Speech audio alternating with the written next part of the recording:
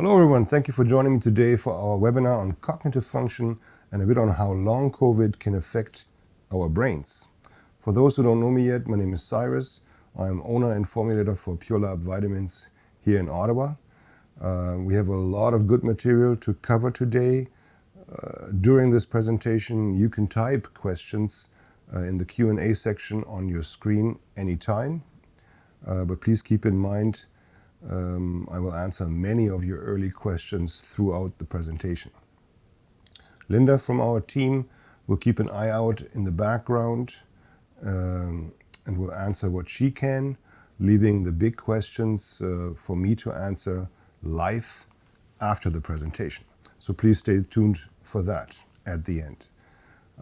Anyone registered for this webinar will receive a link to the recording in the next couple of days by email. It will also get posted on our website and our YouTube channel. So there's no need to take large volumes of notes. I'd rather like you to listen and follow the presentation. Okay, so let's get cracking.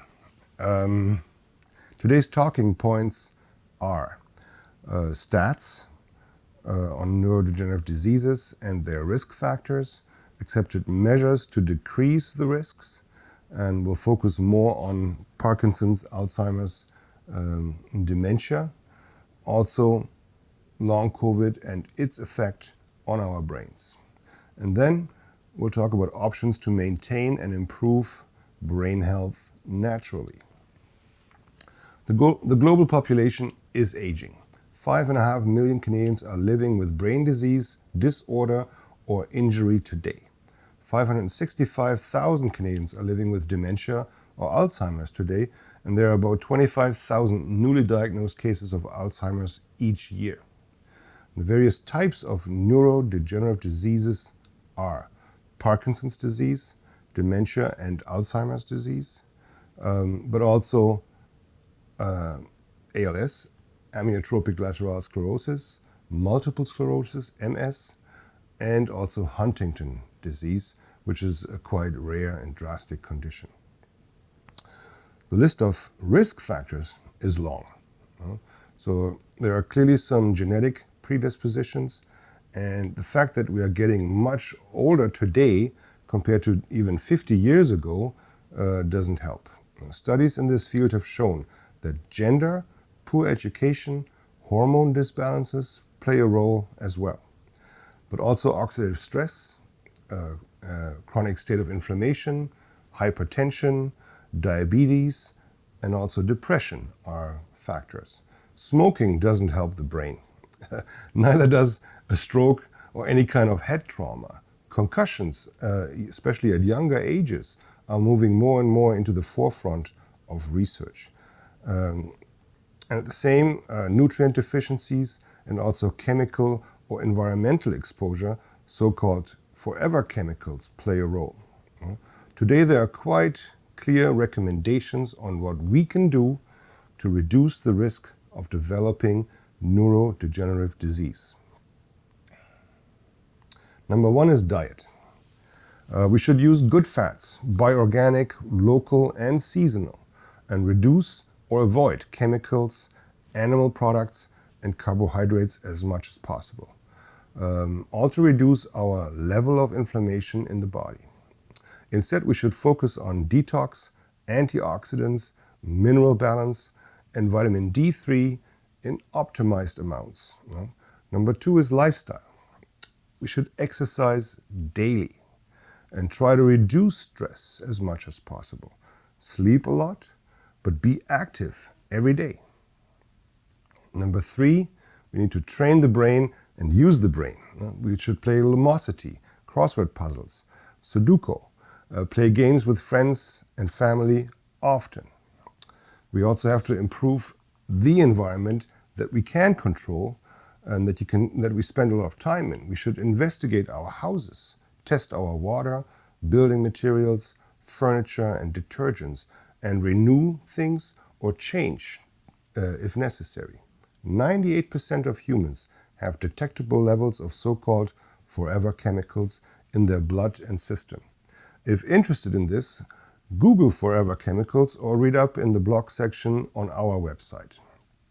We should focus on detox to help our bodies remove toxins and waste. We should exercise daily, become more alkaline, even consider a guided detox program once or twice a year with the help of a nutritionist or naturopath. Clean up your body and keep it clean. Very important in this topic. Now, the three most common types of neurodegenerative disease in a bit more detail. Parkinson's disease is characterized by a sharp decline in dopamine levels caused by the destruction of those cells in our brains that produce dopamine. Nobody truly knows why these cells die. All the risk factors above are playing a role. And while we cannot alter our genetic disposition, we can change diet, lifestyle, and our immediate environment. And we can also improve the environment our cells live in, by living cleaner, by helping our body cleanse, and by supplying the key nutrients that help keep our brain cells healthy, strong, and happy. Key nutrients or supplements for Parkinson's are NADH, stands for nicotinamide adenine dinucleotide. It's naturally present in every cell in our body. It's a coenzyme critical to the production of cellular energy, especially the molecule ATP, which is adenosine triphosphate. More NADH makes more ATP.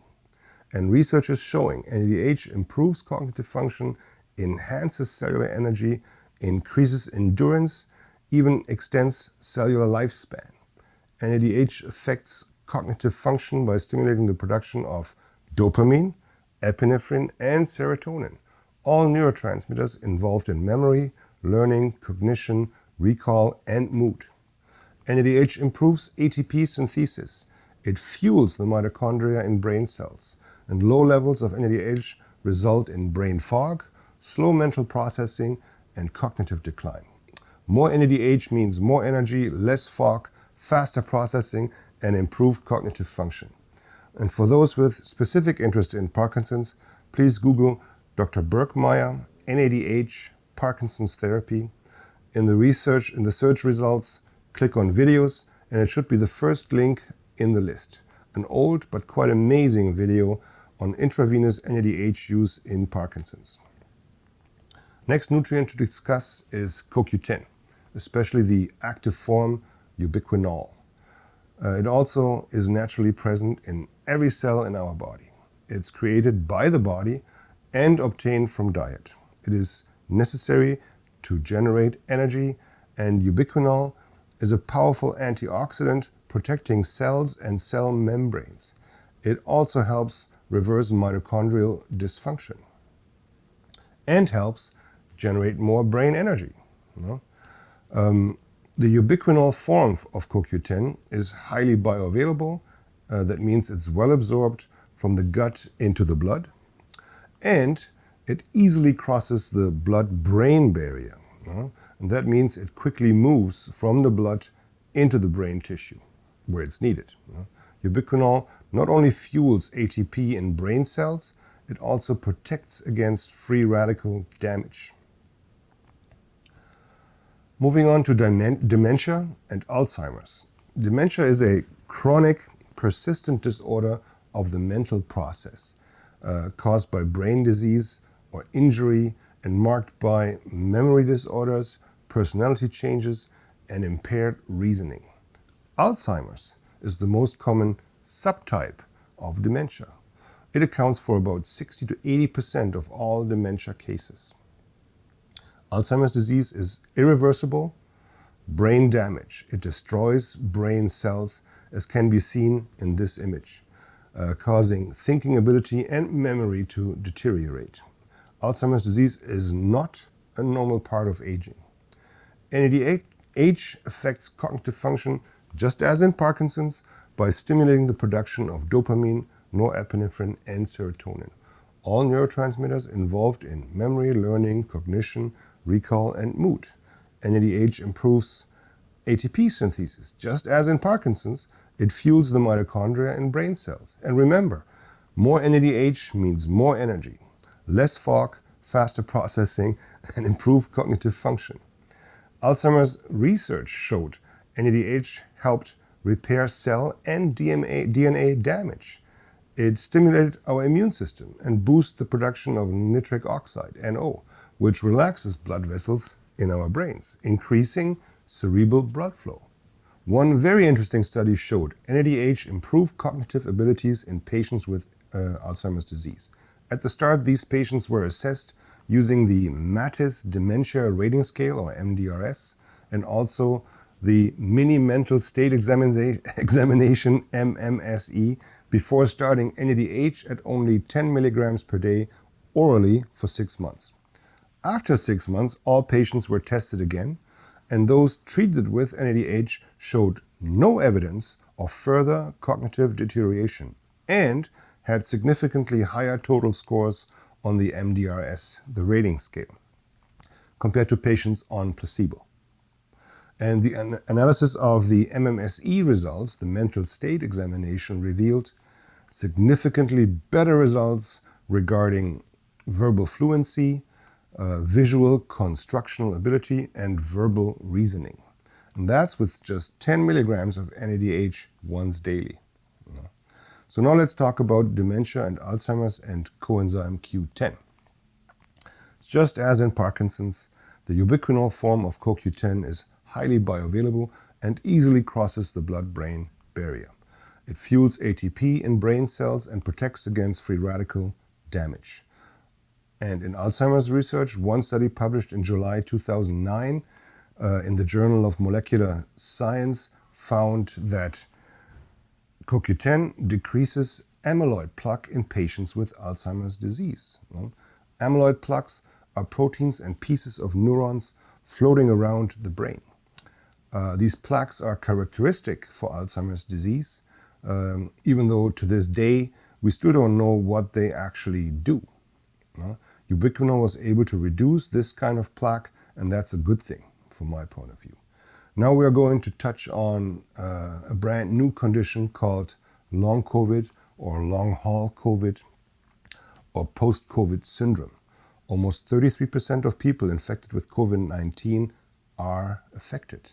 And many of these develop specific cognitive symptoms like tiredness or fatigue, malaise symptoms that get worse after physical or mental activities, also known as post-exertional malaise, difficulty thinking or concentrating, sometimes referred to as brain fog, and mood changes.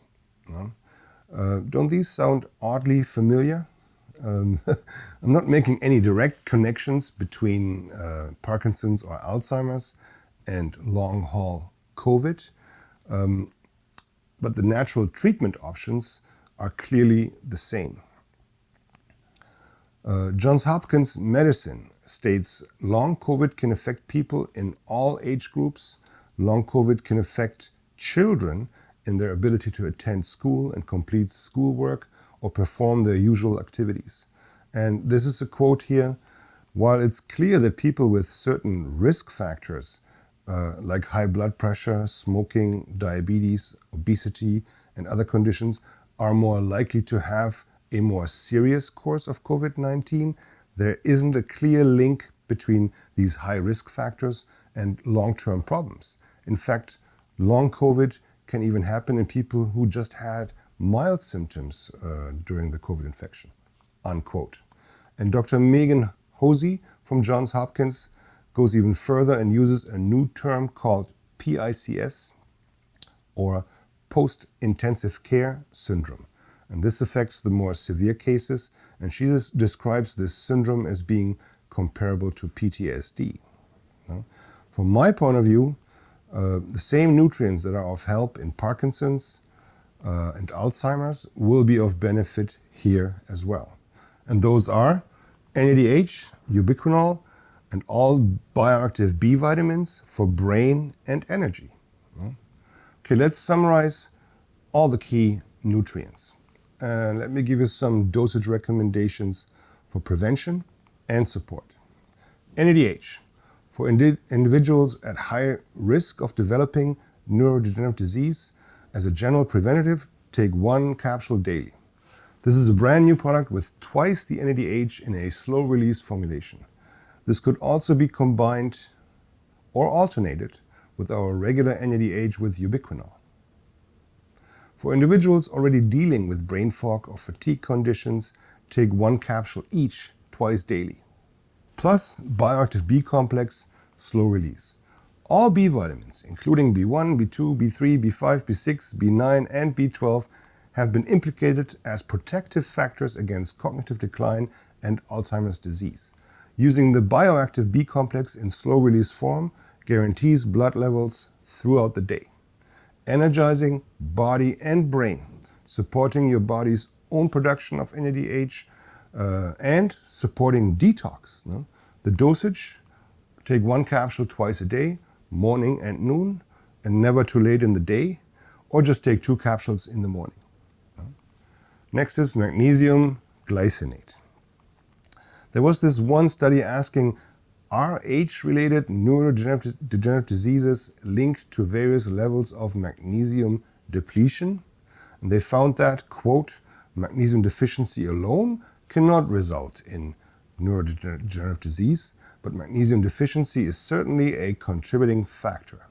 90% of the population is magnesium deficient anyway, so you might as well use it for many valid reasons. Dosage for magnesium glycinate, usually 3 capsules per day, 1 in the morning, 2 at bedtime. And for more detail and more therapeutic dosage recommendations on magnesium, please have a look in the webinar section of our website and look for the Magnesium 101 video. L-theanine is next. Stress and anxiety is very common during cognitive decline with Parkinson's, dementia, and Alzheimer's disease. L-theanine is an amino acid first found in green tea in the 1950s. It inhibits the effects of stress hormones, epinephrine and norepinephrine, while upregulating serotonin, dopamine, and GABA.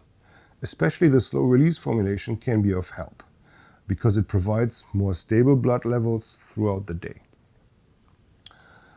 We have a number of webinars on our website that discuss L-theanine in great detail. Please have a look. When it comes to dosage, usually in the slow release form, we take 1 capsule up to 3 times a day as needed for stress and anxiety, and or 1 or 2 capsules at bedtime with or without the magnesium glycinate to help downregulate our stress response overnight and help with sleep. One last thing, and this is aiming to support your immune system, especially in regards to viral infections. I repeat this pretty much when and wherever I present. The key nutrients to keep your immune system firing on all cylinders so that a potential viral infection runs its course as mild as possible are NAC, N-acetylcysteine, selenomethionine, zinc glycinate, vitamin D3 in optimized daily dosage. And if you like, check out the vitamin D optimization video on our website or YouTube channel. And finally, vitamin C, slow release, 1 or 2 capsules per day. So that was it for today's presentation. You made it through. I hope everyone is still awake. And at this point, I'd like to thank all our participating retail partners that helped promote this event. Most of them have specials going on for the next few days in support of this event. And I will now get ready to check if there are any questions. Please just give me a moment and stay tuned. And we already have a couple of questions coming in. Usually they start streaming fairly quickly. So there's the first question from Nancy. Does anything you are recommending help someone who has brain fatigue, not brain fog? And Nancy, absolutely. I mean, brain fatigue, not necessarily a common condition, would certainly benefit from NADH, B complex vitamins, especially in bioactive form.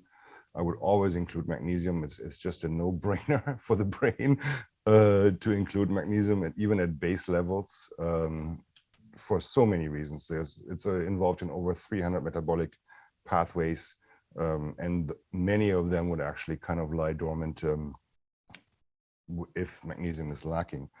I would always optimize vitamin D. There's really no reason not to. That involves blood work, and it's discussed in detail in the vitamin D optimization video on our YouTube channel.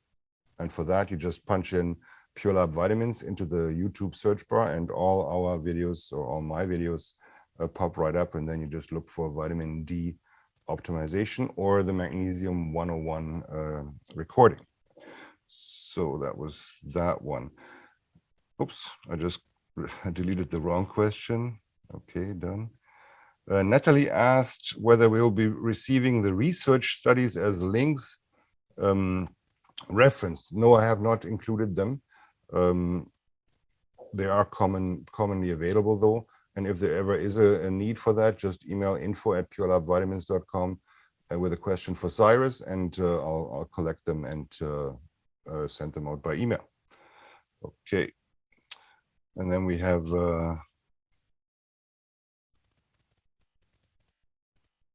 this is nice. Dawn says, thank you, Cyrus. I'm using many of the products you feature today and notice many benefits. Well, they do work, and they do work pretty much right away. Most people experience like energizing effects from the first B vitamin, B complex dose they take. They just kind of, when they normally kind of hit the brick wall mid-afternoon, they kind of keep looking for stuff to do. That's why I would always emphasize B complex vitamins should not be taken too late at night, because they might, not for everyone, but they might actually energize you later in the day then, and you might have trouble sleeping. Even though I know just as many people that take B complex even at, in the evening, and they sleep like babies, but many people would find it hard to actually relax and sleep with too many B vitamins floating around. That was Dawn. Okay. Nadia is asking, at what age should or can you be before you can start taking these types of supplements? That's a very good question, Nadia.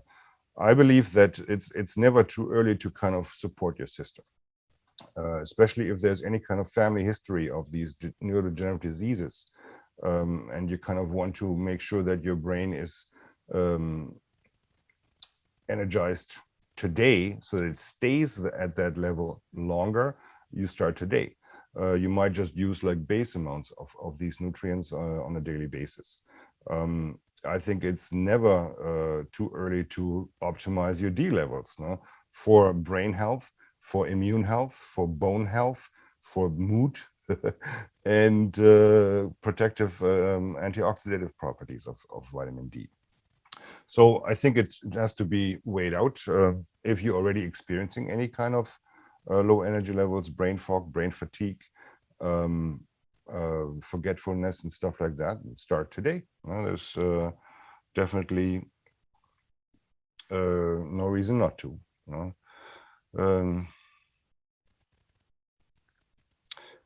Anonymous asked, can we get a cheat sheet with the dosage recommendations of all the supplements you talked about?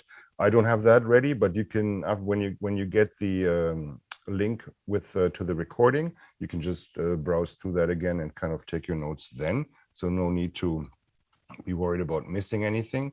You will get the email with the link, or you'll find it on our website or YouTube channel within 2 days anyway. Okay.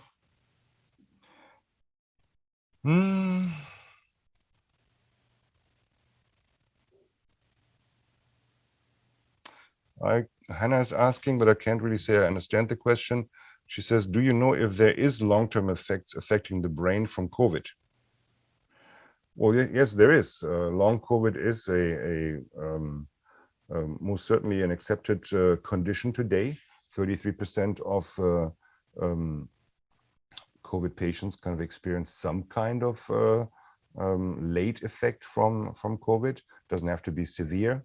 And I believe that the nutritional support can be very helpful for that. Oh, that's a very good question. Francis asked, what is the difference between NADH and another product called True Niagen, and also NAD, which is normally in the market as NAD+. There's actually quite a number of supplements out in the market that are all NADH precursors. True Niagen is a supplement called niacinamide riboside. Then there's NMN, which stands for niacinamide mononucleotide, and also NAD+, which still needs to be activated to become NADH. So all of these, True Niagen, NAD+, or NMN, are supplements that our body still has to kind of modify to turn it into NADH, whereas NADH, in the way we have it in our capsules, is ready to go. It's the active reduced form of niacinamide adenine dinucleotide. This is the molecule that can help the mitochondria in the brain and anywhere else in the body to actually effectively create and produce more ATP, more energy.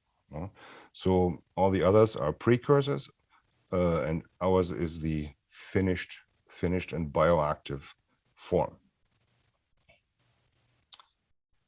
Angela is asking, what do you recommend for prevention of ALS? ALS, Lou Gehrig's disease, or amyotrophic lateral sclerosis, is also a neurodegenerative disease. It usually has a very sudden onset and moves forward quite aggressively, fast.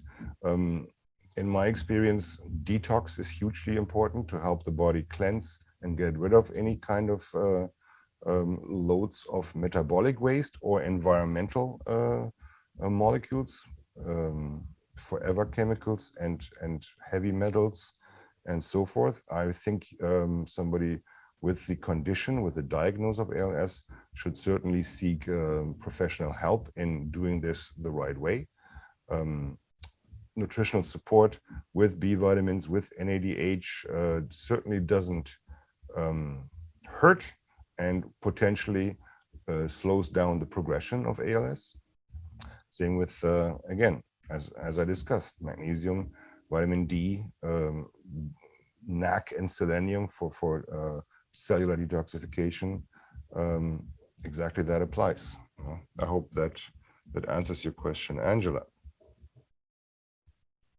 Yeah, here's a question from Julie Lee. It's the golden question. What is the optimum vitamin D amount? I don't know. I can't look through the camera into your body and say, you need 10,000 units, or look at somebody else through the phone line, oh, you need 2,000 units. I don't know. The ideal amount is the amount that gets you into the optimum range. You need to test your levels while taking a specific dose to see whether this dose gets you into the upper percentile of the reference range. That is exactly described in the vitamin D optimization video. I don't want to repeat this video or the content there right now, but in brief, you decide to take a specific dose that you feel comfortable with, and you take that for 2 weeks, and then you go to the lab with a requisition form from your doctor or a naturopath and test your blood with that dose. And you will find that you are maybe in range, that you are mid-range, or that you are in the upper percentile of the range. And from my point of view, the way I analyze a Canadian reference range for vitamin D in blood, you should aim for the 50 to 75 percentile of that range. If the dose you were using didn't get you there, then you dose up, 1 or 2 or 3,000 units, depending where you are, and you take that enhanced dose for 2-3 weeks and then retest again. Then now you have 2 results, and you can actually on a graph extrapolate those and see, okay, in order to reach the 75 percentile, vitamin D level of around 100, I would have to use this much vitamin D within my lifestyle and my dietary habits. I hope that answers that question. Again, YouTube, enter Pure Lab Vitamins, and then you find the video for vitamin D optimization. Here's a long question.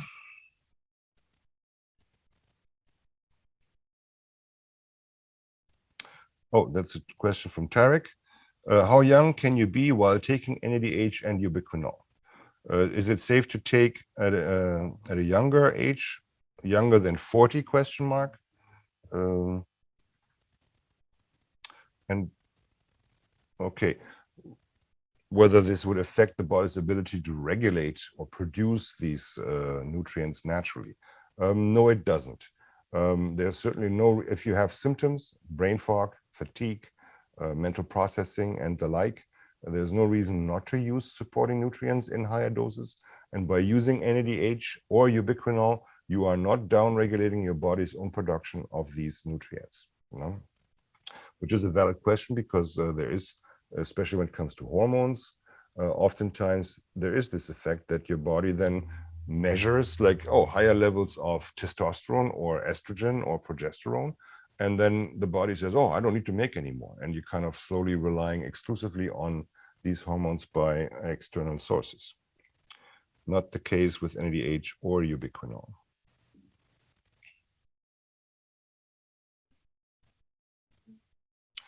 That's a question from Marianti. Not necessarily related, but definitely valid. If someone suffered from an unruptured aneurysm, what is the best products of yours to take?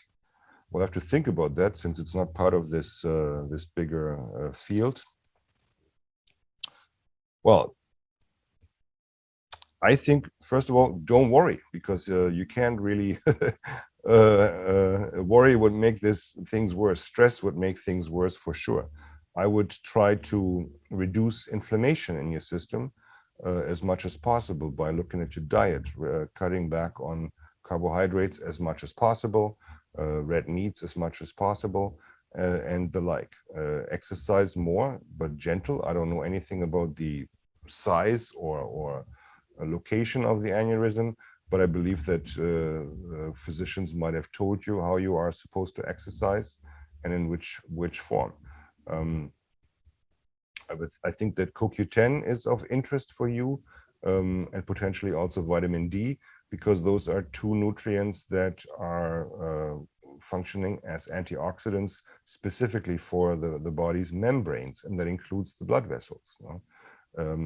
CoQ10 clearly reduces any kind of state of inflammation on the inside of the cardiovascular system, and that includes the blood vessels of the brain. And with that, you'd have, just that bulging aneurysm is healthier and stronger and less compromised by inflammation. Omega-3 fatty acids, fish oils should be looked at as well. I hope that answers your question, Marianti. Okay. We got lots of questions today. Meant to say brain aneurysm. Yeah, I understood that. Aneurysms are usually in the brain.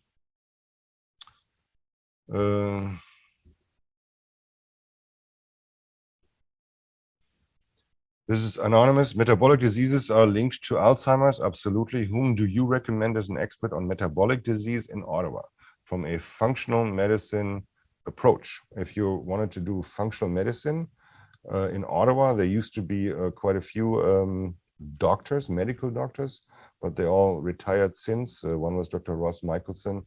The other one was Dr. Ed Reagan. And I have not been practicing, and for that reason wasn't exposed much to the medical world since I stopped practicing as a pharmacist myself. One doctor sticks out. She's a naturopath, but also heavily focusing on functional medicine, and that's Dr. Carrie Drishka in Orleans. It's a very, it's a very complex spelling of this name. Is D-R-Y-Z-K-A, I believe. Don't quote me there, and hopefully Dr. Carey isn't offended. she would definitely and certainly kind of investigate metabolic disease from a functional medicine point of view. This is also a question from Anonymous. I've tried B-complex vitamins before and felt ill afterwards, upset my stomach. Is there a way to avoid this? Very good question. Thank you, Anonymous. Some people kind of experience kind of gastrointestinal upset if B vitamins are taken on an empty stomach. With food, that usually does not occur. If it still occurs with food, simply start with just one capsule with breakfast and another one with lunch. And that should do the trick. Jules, what would you recommend for a 78-year-old with moderate Alzheimer's? Well, exactly what I just said. NADH, 20 milligrams once or twice a day. Bioactive B complex, either 2 capsules in the morning or 1 in the morning with breakfast, 1 with lunch. I would certainly recommend magnesium, no doubt, 3 capsules a day. And I would optimize vitamin D. Without knowing anything else, I mean, on the background of the pandemic, you could consider to give NAC, 600 milligrams once a day, and also 1 capsule of selenium. Selenium is very important for NAC and what NAC is supposed to do, which is to build glutathione within our cells. Glutathione is the body's most important waste management molecule, intracellular. And selenium is actually, instead of having to build glutathione new from scratch all the time, which is built out of NAC or cysteine, glycine, and glutamine, 3 amino acids popped together, selenium can actually recycle glutathione. So you're not having to rebuild it all the time. You build it once, and then the selenium helps keeping it active.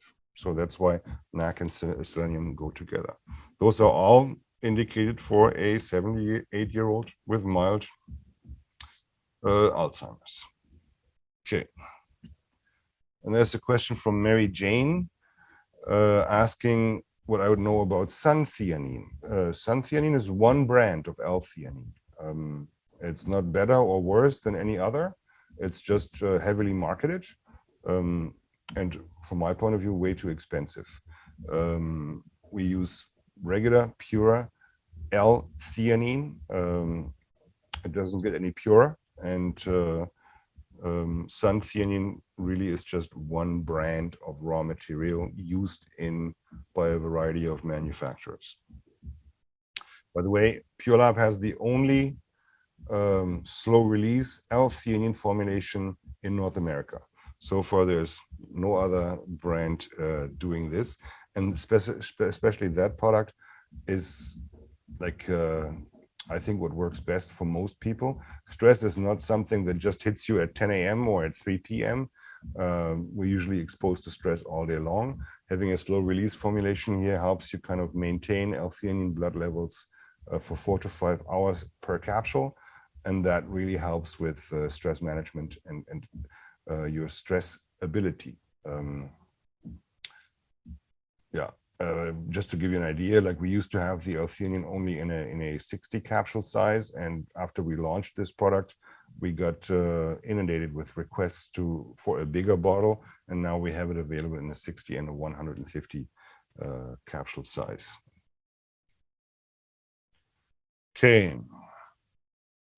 Anonymous, and what kind of tests do you recommend? Definitely vitamin D repeatedly until you find the dose that gets you into a 75 percentile of the range at around 100. I mean, there's so many tests out there, and many of them have valid applications. When it comes to regular, like diagnostic blood work, you can't test for many vitamins. They're simply not conclusive. You can test for vitamin B12 in the blood, vitamin D. You can test ferritin, which is your storage form of iron, but that normally gets tested on a somewhat regular basis, and people that deal with iron deficiencies kind of know that they have this issue, that they need to supplement with iron. In blood work, there is not many other tests out there that doctors regularly prescribe or request that are of value. I personally think that hair mineral testing has value because it really gives you a snapshot of the last month's. You've taken the hair, the first centimeter from like close to the scalp, and that gives you a 1 month average provision of all the nutritional minerals, macro minerals, as well as trace minerals. That can be very helpful, and it's not very expensive.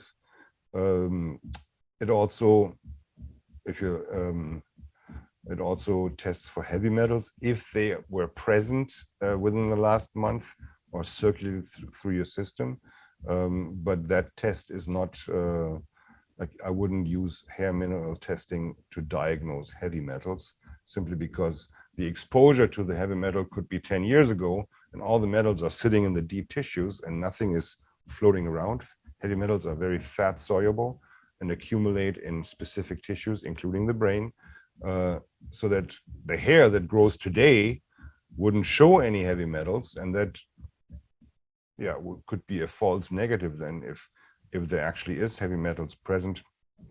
You need to challenge them back out into blood circulation, and then kind of test in blood or urine to see whether there were elevated levels of heavy metals. I hope I'm not blabbling along too much here, but you ask me these questions and I answer. Patricia is asking, can you take these supplements with other medications? Yes, there is no contraindications with any prescription drugs for NAD, H, B vitamins. Magnesium has some, but it only affects birth control, and some antibiotics, but then usually you get a sticker on the prescription drug that warning you about minerals like calcium and magnesium not to be taken with this antibiotic. Everything else is just fine. Vitamin D doesn't interact with any prescription drugs. L-theanine doesn't interact with anything, can be added on to any kind of prescription drug cocktail. NAC does not interfere with anything, selenium either. So yeah, they're all safe.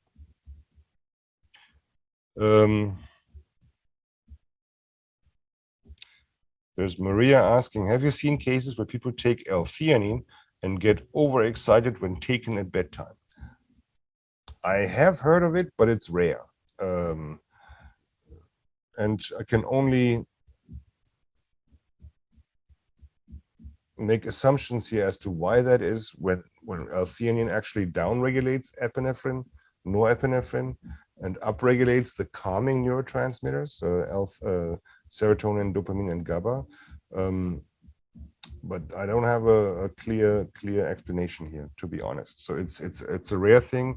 I have heard about it, and too bad if that happens, because most people take L-theanine at bedtime to kind of downregulate stress response overnight and sleep better, deeper, longer through the night.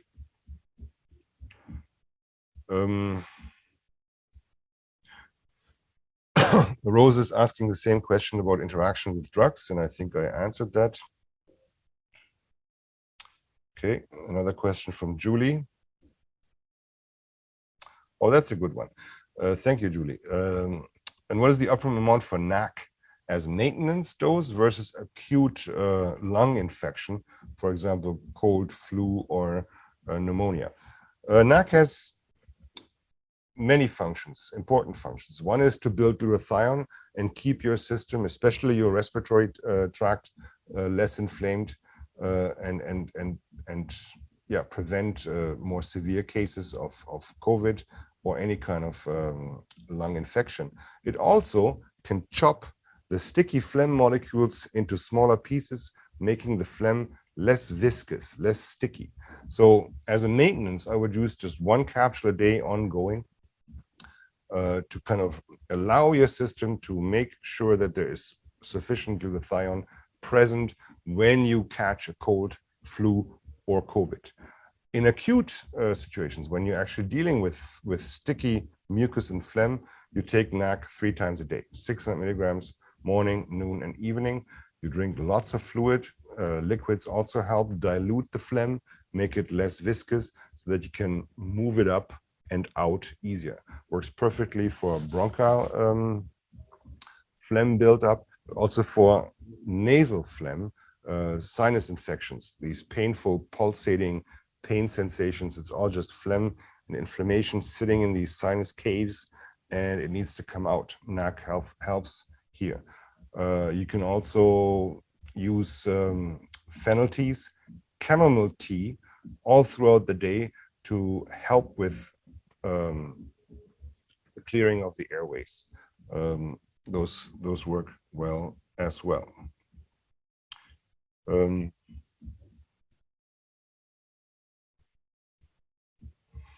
Anna is asking, she's concerned because her son was just diagnosed with COVID. Is there anything you can suggest in this acute thing? Bump up the D, bump up the NAC, NAC, selenium, vitamin C every 2 hours. And I would use the slow release form. Lots of liquids, and rest. So again, what did I say? Bump up the D, 5,000. Is safe to take, especially short term. NAC and acetylcysteine twice a day. If there is phlegm bothering him, 3 times a day. Selenium, 1 a day. Vitamin C, you can take every 2 hours, and just keep that going. And that should really help him get the curve. Anonymous asks, what is the best time to take NAC? Agitation, he said, or she said, when I tried it, I experienced agitation. Haven't heard that before. NAC is commonly causing gastrointestinal discomfort here and there. For that reason, you can take it with food. By the way, NAC is Germany's #1 cough remedy over the counter. It comes in Germany and also in France. It comes in effervescent tablets. People drop it in the glass of water, it bubbles up, it's flavored, and then they drink it. They catch 2 birds with 1 stone, or 2 flies with 1 swat, as we say in Germany, because with the full glass of water, you're also providing more liquid, more hydration. That also helps with the phlegm, reducing of the phlegm viscosity. If it provided agitation, which I believe, I have never heard of that, you would take it morning or noon to at least be agitated during the day and not at night. I hope that answers that.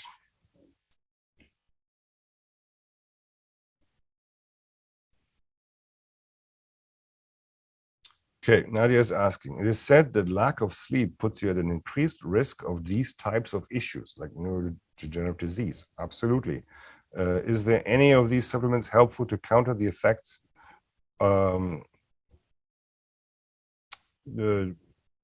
by prolonged periods of reduced sleep? Well, I have a whole webinar on sleep on the YouTube channel. Magnesium helps. Many of my customers use magnesium glycinate at bedtime. And for many, that is already a significant improvement. We use L-theanine at bedtime for those that wake up in the early morning hours with busy brain syndrome, where you kind of wake up and it feels like your brain was awake before you because you're waking up and you already have like spinning thoughts, and they kind of, you go through the to-do list over and over and over without sleep. L-theanine, slow release, taken as late as possible at bedtime, right before the head hits the pillow, together with magnesium glycinate at bedtime, helps you downregulate your stress response overnight while you are asleep, and actually helps you sleep through this early morning rising. And then finally, for people that really suffer from more severe and pronounced sleep disturbances, sleep pattern issues, there I would recommend melatonin at somewhat higher dose for at least a month consistently, even if results initially are not satisfactory. The goal here is, with higher amounts between 6 and 9, 12 milligrams at bedtime, to slowly train your inner clock into a better sleep cycle. Takes time. Can't expect like perfect scenarios after the first dose in this, because sleep pattern issues are somewhat ingrained. Stress always plays a huge role, and you got to look at what stresses you and how to reduce that. There is ways. We have 2 other webinars on the channel on stress and its effects. Wow, the questions keep coming. That's amazing. So Nadia, I hope that answers your question here. Exercise is important, not too late at night. You always know about hockey players when they get ice time at 10 p.m. They're still wound up till in the wee morning hours. So, but afternoonish, regular daily exercise helps with sleep as well. Marianti says, thank you, Marianti. Oh, Jasmine is asking for recommendations for concussions, please. Well, we're actually quite renowned with our products being helpful for concussion. First of all, what I always say is, and there is a concussion video out on the YouTube channel as well. There is no concussion without whiplash. I believe this is today a fact today. This was a finding that kind of got prominent exposure when Sidney Crosby had a concussion and got treated for concussion for like 2-3 months, and he was not able to get back on the ice because symptoms just persisted. And then when some clever physiotherapist or chiropractor kind of started treating him for whiplash, he was back on the ice within a couple of weeks. You know? And it makes kind of sense. Whenever you hit the head, there's always a spinal involvement there as well. So I can actually give you the recommendations from Dr. Goulet, who used to be a neurologist at CHIO and the person running CHIO's concussion clinic. CHIO is the Children's Hospital of Eastern Ontario, and they recommended magnesium glycinate at somewhat higher daily doses for an adult. He recommended about, I think, 9 milligrams per kilo of body weight, which would ended up between 5 and 6 capsules a day, or whatever your bowel can tolerate. He also recommended bioactive B complex. Vitamin D would be a recommendation from my point of view to add onto this in optimized amounts. And finally, also omega-3 fatty acids to help, which always is a good idea for any kind of brain injury. That was that for concussions. Exercise, stretching, definitely work with a chiropractor or osteopath on your spine, gently initially to kind of remobilize that. Any suggestions for brain fog from Hashimoto's, which is thyroid disease? Well, get your thyroid hormones optimized, which is a longer process. Easier said than done. My apologies. From a nutritional point of view, any kind of brain fog will benefit from B vitamins, NADH, and everything else I discussed earlier today. So try that out and keep going to the doctors to get your blood tested for the proper and ideal thyroid hormone balance.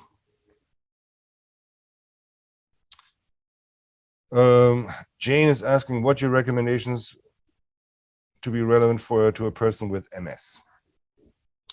I believe, and I've worked in this field extensively while I was still a pharmacist, a practicing pharmacist. I'm still a pharmacist. I believe that bowel regularity is very important, and for that we've used magnesium glycinate to bowel tolerance very successfully. I believe there's enough evidence to optimize your vitamin D levels. It was at some point celebrated as an MS breakthrough. I believe that it most certainly would help to slow down progression or provide a breakthrough potentially if you optimize your vitamin D levels.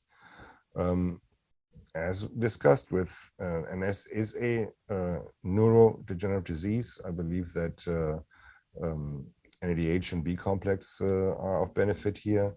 I also believe omega-3 fatty acids should be used, and I would always use a balanced product. You know, omega-3 fatty acids are offered in either high DHA or high EPA. And I kind of believe that you should look for a balanced DHA EPA product and then aim for 2-3 grams of total EPA DHA per day. I hope, Jane, that answers your question. There's Dinshaw. Hi, Dinshaw. I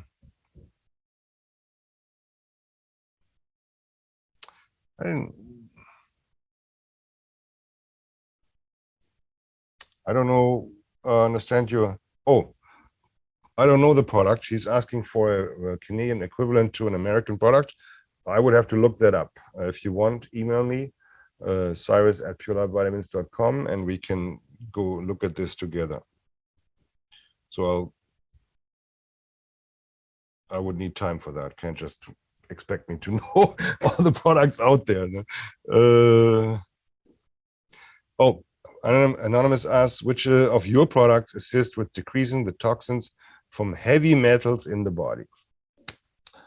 There's no easy answer there. The big thing with heavy metals is, first of all, to diagnose them and figure out which one it is.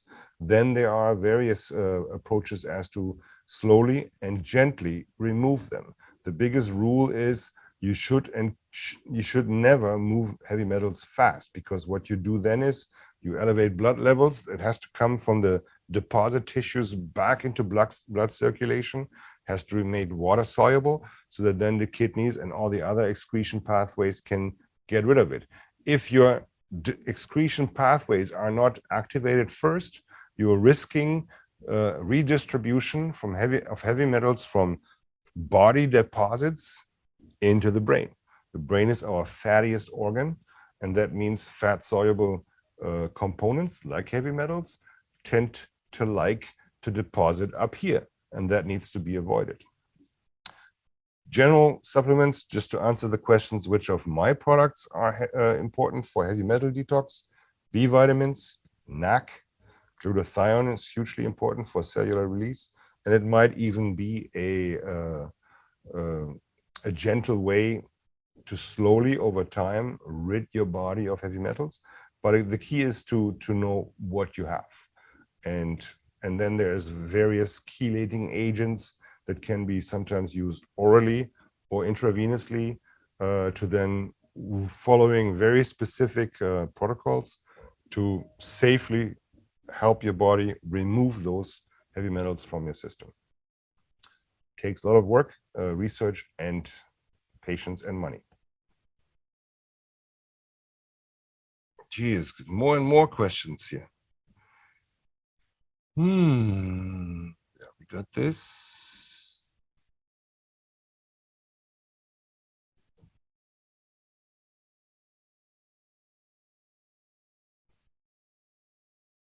Oh, that's interesting. Anonymous asks, I've been told by a holistic nutritionist and others in the natural health sector that you should take a break from supplements after 3 months, as opposed to taking them daily and ongoing. Certainly agree with that for some supplements, but when it comes to macronutrients like magnesium, we need them daily. And I believe that the RDA levels, the recommended daily amounts for magnesium, are very low and conservative anyways, depending on your diet. People always say, I cover my nutrients from the diet. Good luck with that. In today's world, our soils are mineral depleted. There's nothing to argue there. And believing that your food will actually provide you with daily requirements of magnesium, wishful thinking in today's mass-produced food world.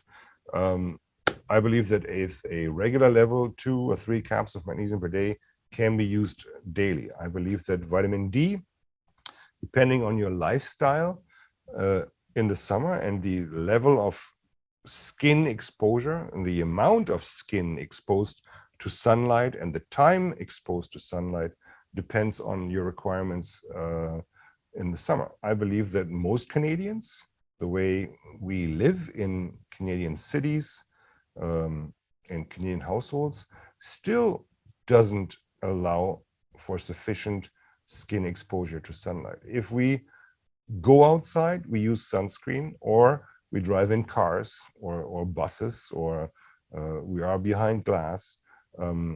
We don't spend enough time outside unclothed, naked, for long enough to produce sufficient vitamin D ourselves. Some people do, but not everybody, and I think it's the actual majority that doesn't. So that's why a part of the vitamin D optimization video discusses how to use vitamin D and how to use testing in the summer, to see whether you might need maybe less, but still some vitamin D throughout the summer. But I mean, Anonymous, I agree that you can always do a vitamin or a supplement break, but not for all the supplements. Takes a bit of research here to cut through the jungle. Yeah. Oh, Shireen is asking, what is the connection between magnesium and birth control? This is very simple. You take birth control pills every day, and if you are using magnesium to the point where your bowels become very loose, there's the potential risk that you're not fully absorbing the birth control, and it would lead to potentially pregnancy if the tablet of birth control that you took in the morning isn't absorbed, or there wasn't enough time to absorb that hormone cocktail. So that's why there's always a cautionary note on prescription birth control pills to be careful with magnesium. But it should also be a cautionary note on birth control if you have any kind of diarrhea during your active pill cycle, that then you should use separate birth control measures like condoms to prevent pregnancy, if that is what you like.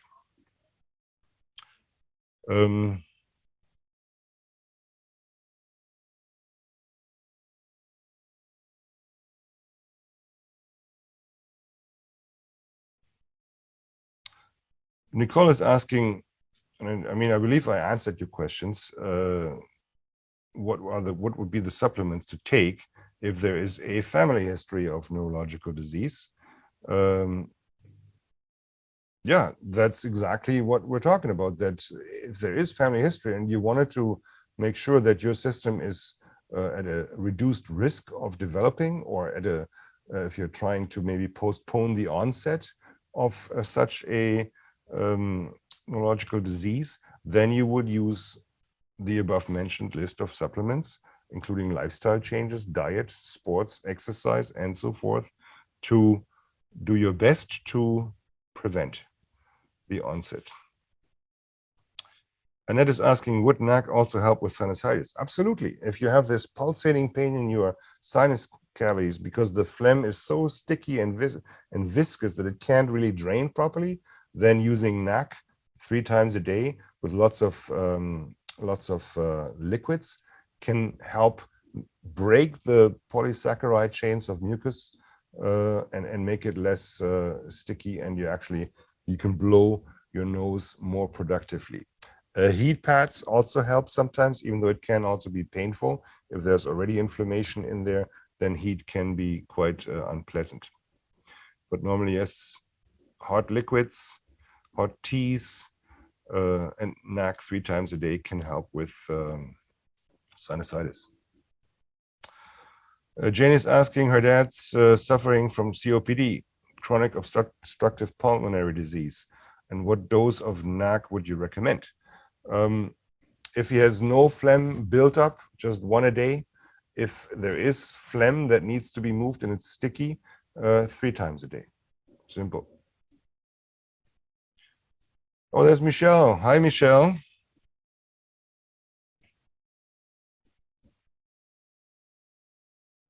She's asking about the importance of zinc as an antiviral. Yes. And the connection to quercetin to get it into the cells to break down viral parents. Yes, yes. Zinc and zinc glycinate are hugely important for cellular response of the immune system. Every white blood cell built in the body requires zinc to be built. And there's a couple of other factors of zinc also being helpful to activate the complement system, which is another segment of our immune system. We actually talk about this in our immune support video, or I talk about this also on the YouTube channel. And yeah, quercetin got a real hype with COVID for a number of reasons. Is interesting supplement as well to support your immune system specifically against viruses. The number is slowly coming down, but we still have 73 people listening. That's nice. We actually had almost 450 people signed up. Today, about 150 showed up. The rest is waiting for the link to the recording to look at their own leisure time. Anonymous is asking, can we take melatonin and L-theanine together at bedtime? Yes.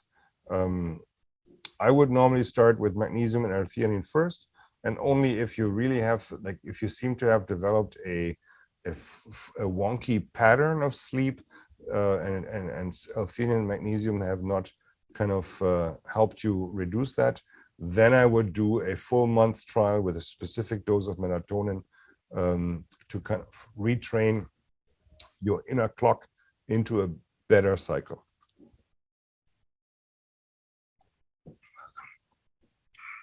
That. Oh, Nadia was the one asking about sleep effects on long-term sleep deficiencies, on potentially developing a higher risk of developing neurodegenerative disease. Well, Nadia, if you're too busy, the day only has so many hours, and it's very clearly documented that for us to get like a minimum of 6 hours is really a minimum. I believe there's sufficient evidence that 7 or 8 hours of sleep a day is more on the optimum side. I don't know, you have to kind of weigh your options. I think if you're really not sleeping just because you're too busy, then maybe you should organize your days slightly different and become more efficient during the 16 hours of the day that you are up, and allow yourself to have more sleep at the proper times. It also has been known for quite some time that sleep before midnight has higher quality than sleep after midnight. And that is true because it really helps you maintain a more natural circadian rhythm, that you kind of go into bed when it's like closer to sundown and you're waking up with sun up. Now, you're not kind of shifting your day into the wrong times of days. I think we are meant to rise with the sun, and we're technically also meant to kind of go down not too late after sundown. Rose is asking, where are your other webinars? They are on our website. Just go to webinars tab, or you go to YouTube and punch in Pure Lab vitamins, and then they all pop up. Heather's saying, another awesome webinar. Thank you, Heather. I like that. Thank you. That's a long question here.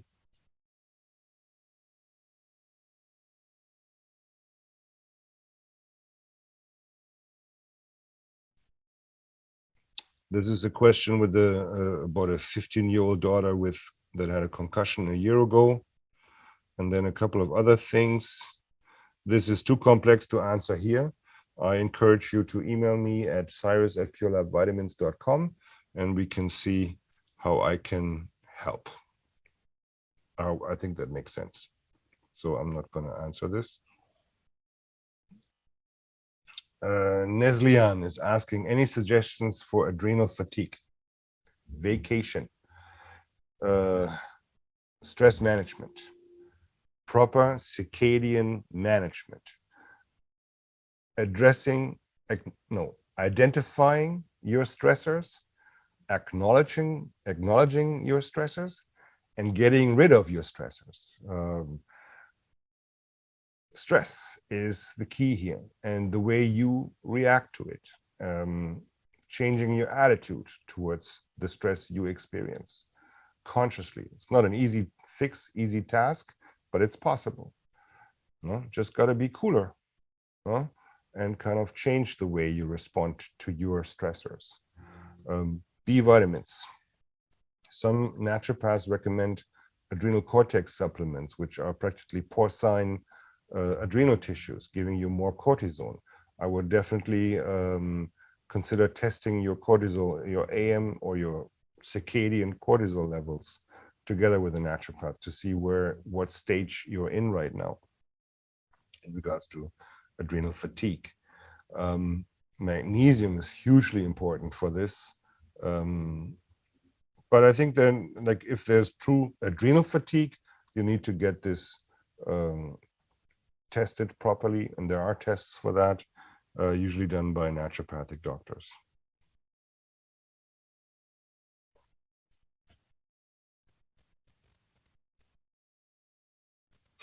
Anonymous is asking, he or she has heard of a very high dose NAC protocol where they were using 2,400 milligrams, and it was supposed to be very useful for concussion syndrome or post-concussion syndrome. I've heard of doses way beyond that, and I kind of disagree. I think from the way I understand NAC in our bodies and the way we've used it in Germany for a long time as a cough, as a expectorant, I don't think that there's any much more benefit from using more. I might be wrong. I'm not a practitioner that kind of sees concussion patients on a regular basis being able to try and experiment with high dose protocols, but I, from a biochemical point of view, don't see the benefit of super high dose of NAC for post-concussion syndrome.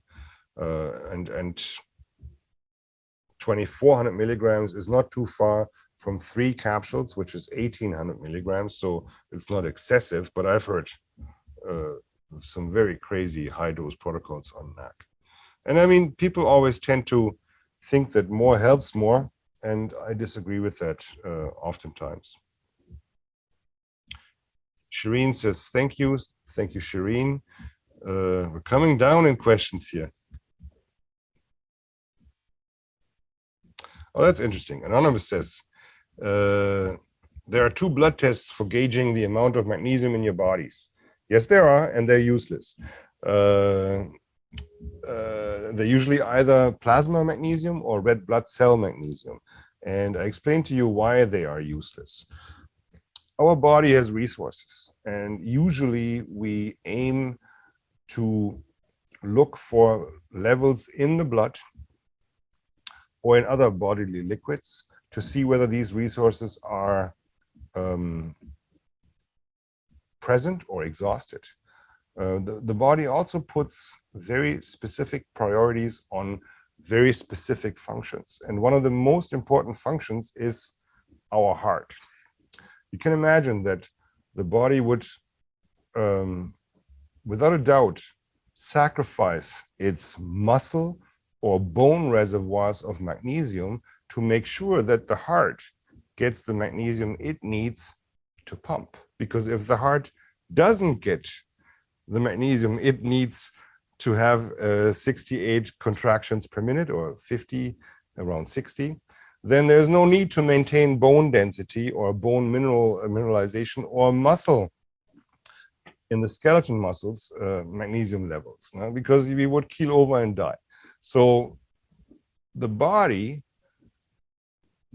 aims to maintain blood levels to make sure the heart or the brain gets the nutrients it needs to function, and it sacrifices its body reservoirs for that. So you will find normal and adequate magnesium levels in the blood until those reservoirs are empty.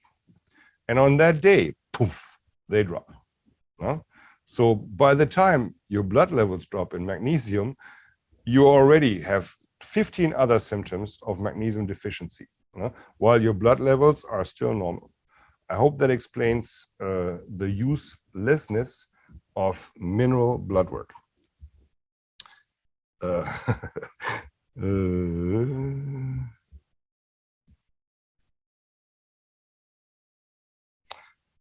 That's a question on cholesterol-lowering drugs taken nightly. Would magnesium at the same time cancel or lessen the effect of the medication? No. Whether it's Crestor or any other statin drug, they do not interfere with magnesium. Oh, these are mostly thank yous here. Oh, Julie is asking, and that's a question from John. If it's the John, I think he is, then hi, John. Have you encountered anyone using NADH for Lyme disease? Absolutely. Any kind of brain fog, fatigue condition, whether it's Lyme, PTSD, or neurodegenerative disease, certainly will benefit from NADH and a bioactive B complex in slow release form. More brain energy, less focus, less fog, and the like. And Lyme disease certainly belongs to that group. Maria says, thank you. Thank you, Maria. We're coming to an end here. Jane says, thank you. Thank you, Jane. That's absolutely, Joanne, interesting. That's absolutely not weird. She's asking, Joanne, how much L-theanine I would give to a 50-pound dog. Actually, dogs can benefit significantly from L-theanine. Yeah, I would use just one of the 200 milligrams once or twice a day. Slow release.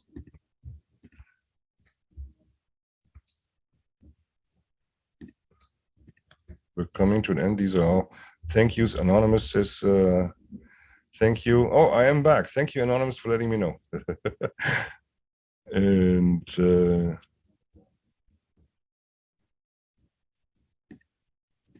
that's it.